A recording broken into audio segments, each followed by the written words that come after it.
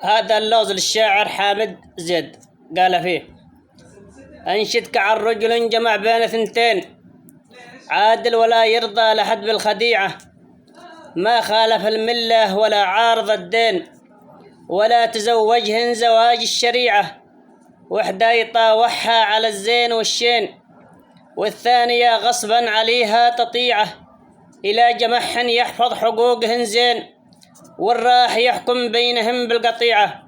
وهذا جوابي على اللغز.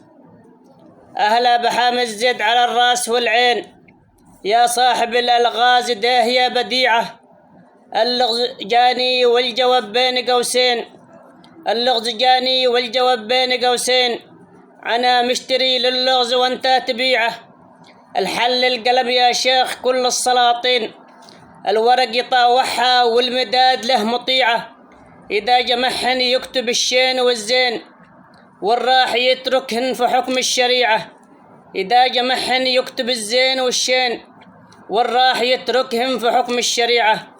وسلامتكم. وصلوها لغازي الذئابي.